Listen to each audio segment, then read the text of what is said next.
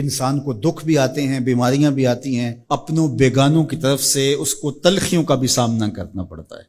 تو اس موقع پر آپ کی زبان کوئی ایسا جملہ نہ کہے جو اللہ کی ناراضگی کا سبب ہو۔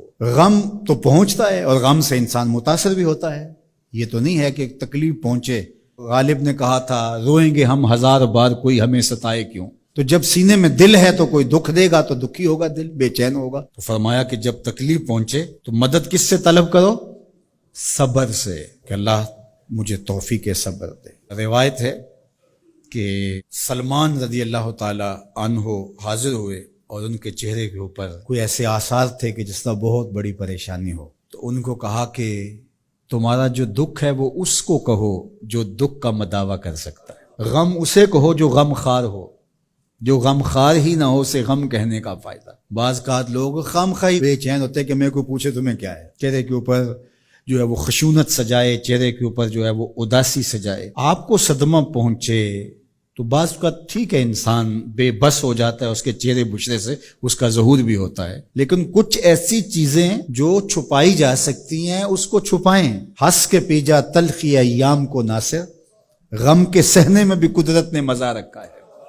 غم برداشت کریں، اندر اتار لیں، اس کو، اس کا اجر رکھا گیا ہے، اس کا صلہ بتایا گیا ہے۔ تو ہر چھوٹی چھوٹی بات کو لوگوں سے شیئر کرنا یہ نہیں ٹھیک ہے، کبھی آپ کوئی ایسی بات ہو آپ کر بھی سکتے ہیں، لیکن ہر وقت جو ہے وہ اکتائے ہوئے رہنا اور میں پریشان ہوں، میں پریشان ہوں، میں دکھی ہوں، میں دکھی ہوں، تو کیا وہ دکھ ختم ہو جائے گا؟ لوگ مہندی سجائیں گے تیرے لہو سے، لوگ مہندی سجائیں گے تیرے لہو سے، زخم دل کے نہ دکھاؤ کسی کو۔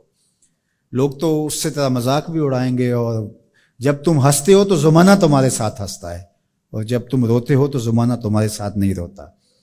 اس لیے یہ آنسو بڑے قیمتی ہیں، وہی بہاؤ جہاں شان کریمی موتی سمجھ کے چن لے۔ یوں ضائع نہ کرو، یوں ان کو برباد نہ کرو، لوگوں کے سامنے رسوا نہ کرو اپنے آپ کو۔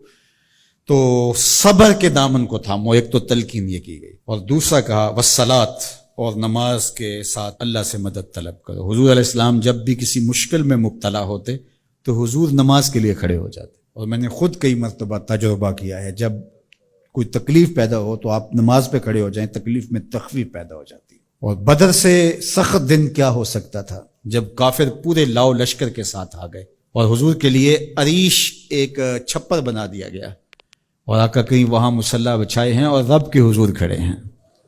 مشکل کے وقت جب کوئی سبب نہ رہے تو اس کے حضور آ جاؤ، وہ تمہاری ضرورتوں کا کفیل ہے۔ وَإِنَّهَا لَكَبِيرَةٌ إِلَّا عَلَى الْخَاشِعِينَ، اور یہ بہت بھاری ہے نماز پڑھنا اور صبر کرنا، لیکن جو اللہ کا خوف سینے میں پالنے والے لوگ ہیں، رکھنے والے لوگ ہیں، ان کے لیے مشکل نہیں ہے۔ بچے کو صبح اٹھائیں آپ نماز کے لیے تو وہ اٹھتا ہی نہیں ہے، بار بار کہہ کے اس کو اٹھانا پڑتا ہے، اور اس نے سوات کی سیر کے لیے جانا ہو اور دوستوں کو ٹائم دیا ہو، تہجد کے وقت ہی تیار ہو کے بیٹھ جاتا ہے۔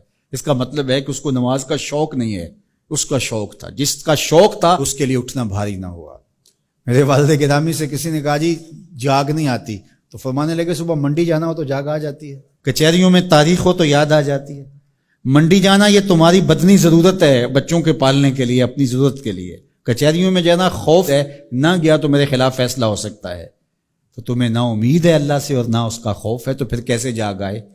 اور کسی نے کہا کہ حضور نماز پڑھنا چاہتا ہوں، جاگ نہیں آتی۔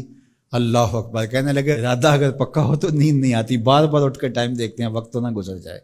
اللہ اکبر۔ تو فرمائے یہ بھاری ہے لیکن خاشعین کے لیے بھاری نہیں ہے، خشیت خدا سینے میں نہیں ہے، اللہ کا خوف سینے میں نہیں ہے، تو واقعی صبح کا اٹھنا بہت زیادہ بھاری ہے، بہت زیادہ مشکل ہے، لیکن جو خشیت والے ہیں ان کے لیے مشکل نہیں ہے۔ یہ مان لیا کہ صبح کا اٹھنا، سحری کا اٹھنا نفس پہ شاک ہے، لیکن اگر کسی کی زندگی کی لذت اس میں رکھ دی گئی ہو، اللہ اکبر، تو پھر اس کے لیے مشکل تو نہیں ہوگا۔ راہ خدا میں تکلیف اٹھانا مشکل صحیح، لیکن زندگی کا سرور اس میں رکھ دیا گیا ہو۔